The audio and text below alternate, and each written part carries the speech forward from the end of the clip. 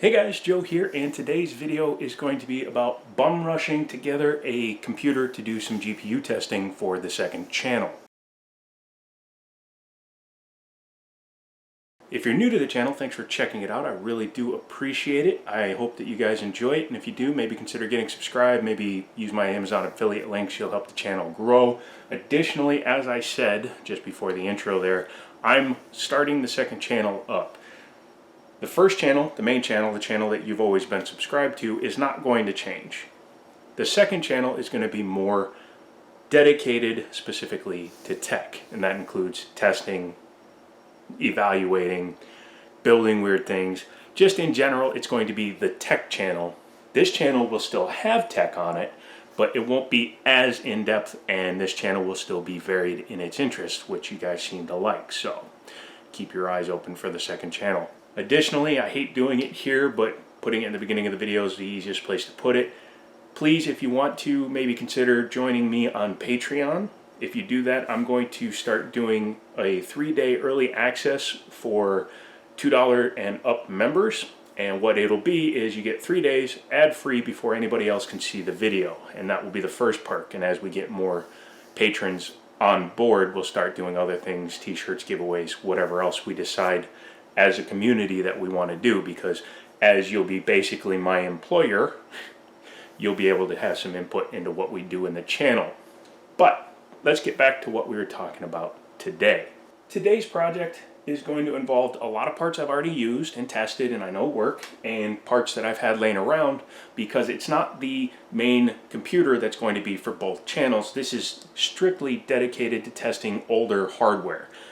GTX 9 series and older, potentially seeing how much like a 2080 will bottleneck and a first generation i7, things like that. But I also want to test like peripherals, USB controllers, NVMe controllers, things like that. And I want a dedicated computer that's not always being ripped apart or monkeyed with. If you watch the live stream, the replay's up there where I rednecked a water loop together, this is that motherboard, and it wound up running very well. I can't remember exactly what it scored off the top of my head, but it did very well. And in today's video, it's going in that Cooler Master case, since I did the X71 build, which you can also check out up there. Check them out. Helps me, helps you, and you get the fun video, get the fun video. To that end, I did have a memory card failure, actually 2 memory card failure. Not sure if like a mega magnet got near them or something, but all of a sudden my memory cards aren't recording right, so I have new memory cards coming.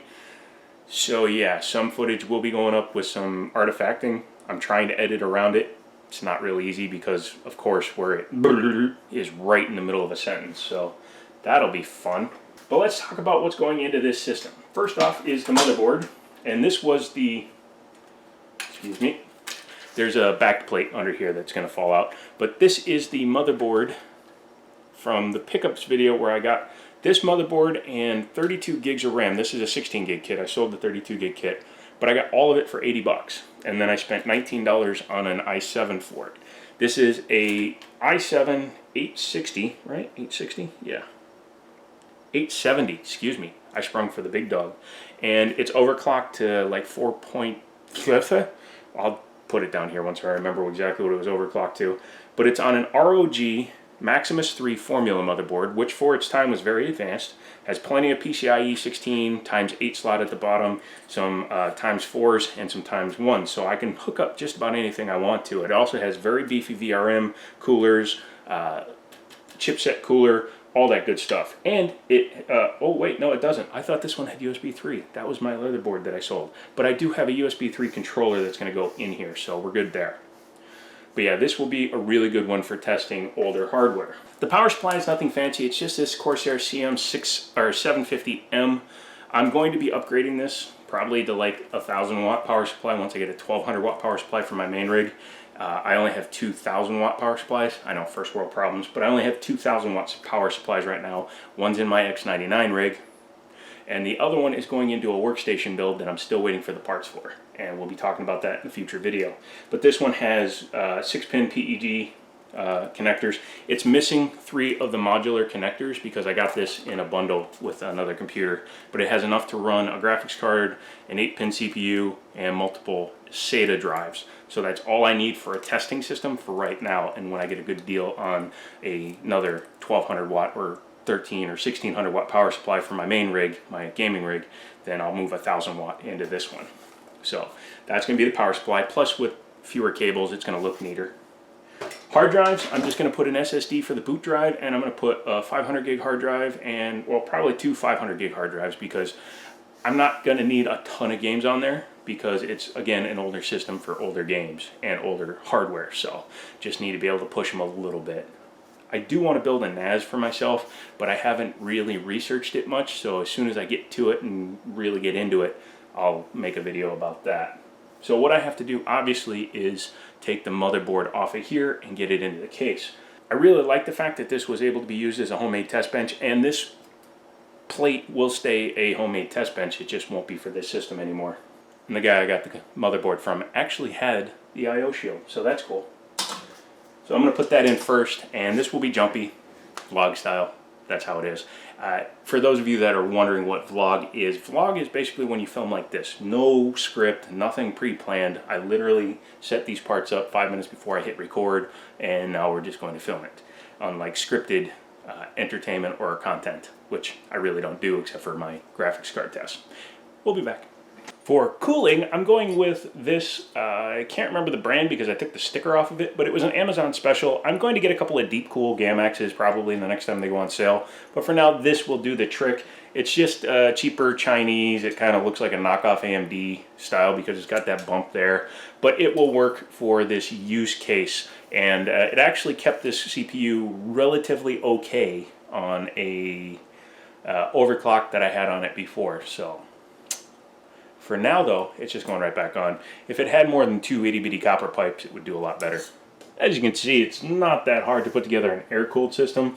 I did have to kind of fudge one of the attachment points for this Chinese knockoff AMD-style fan because it was missing a little plastic clip that goes in, and I used a screw instead. So it just needed to get a little bit of pressure to keep the mount down, and that's okay. That's the fan that moves, not the actual cooler. One thing I liked about the Cooler Master case is the fact that this is completely empty. As you can see, there's no bars that go across. Most cases have them. If you want to run a vertical GPU, which I was doing in this case, you could use one of these. This one's made by Fantex, and what it does is it goes in all the way back here so that it pulls the graphics card away from the glass. We're not going to be doing that in this one, but it's nice to know I could have had I wanted to. So for the exhaust fan, I'm just going to use one of these cheap fans that I've had laying around forever. I'm going to clean it off first, but this is just a Rosewill 140mm fan. I'm going to stick it back here. Aesthetics aren't super important in this build as it's mostly just a test rig, but it's nice to have it there. I'll put a couple of 120s there and probably a 120 up here as well, and then we'll call that good enough. So I'll do that, get the drives in, and we'll start buttoning it up, and I'll show you some of the extra things I'm putting in it. Hi. Fans are in. It's going to be very positive pressure. It's pulling in and going right out. So it's not negative pressure, it's not neutral pressure. There will be a lot of airflow through this case. I have the Supreme FX X-Fi. Basically, this motherboard didn't have an onboard sound chip because this was an overclocking board, so they gave you a X-Fi card, which you can use in other computers in order to give it onboard audio. I usually use a USB HyperX 7.1 surround thing, but I wanted to have it on there just in case. I also added a wireless card because I don't want to use a dongle with this one because it doesn't have onboard USB 3. Additionally, my USB 3 controller uses SATA, and I only had one SATA cable on this power supply. I thought I had two, and since I only have one, I have that dedicated to the hard drives and the fan controller on the back of the case. I'm going to be putting in a graphics card now, and the first card I intend to actually use is I want to do a video on one of these bad boys, which is a GTX 690, which I've done before. You can see it up there. I ran 2 of these in quad SLI on an i5 4690K and a 700 or 850 watt power supply. So one of these can easily run on a 750 watt. Wouldn't recommend running 2 of them on a 750 watt.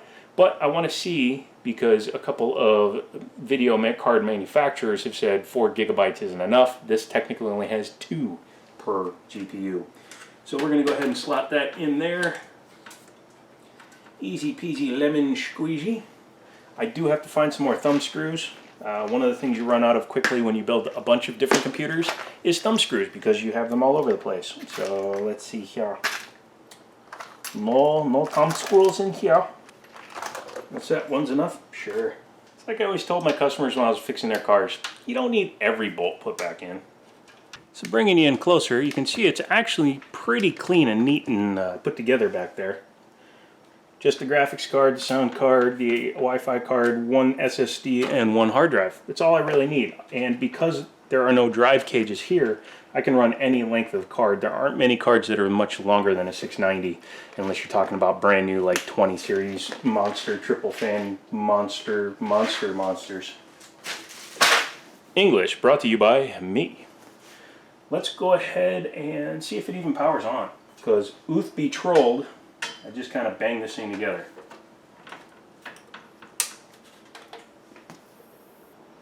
I hear drive spinning up, stuff like that. So next thing I need to do is move this over to the other side of the desk, hook up a monitor and keyboard and mouse, and see what she does. But I just wanted to make sure power was getting to the system. So that's what I'll do. I will get it set up and we will come back and we will make sure that it's seeing this card correctly, and then we will go from there. I like simplicity. Simplicity is simple and easy in its use of simpleness. With the side panel on, it is very, very plain looking, which I like. However, this one is the Cooler Master case and it has the optional glass on it. I do have the acrylic side panel for it if I wanted a clearer one. But what I like about this is that if I need to, I can just leave it cracked a little bit and it can get some additional airflow through right in there if it needed it, which it really doesn't. But let's go ahead and power it on and make sure that it boots. And I have to go into the BIOS and make sure I have the right thing set up. Kind of like how understated it is.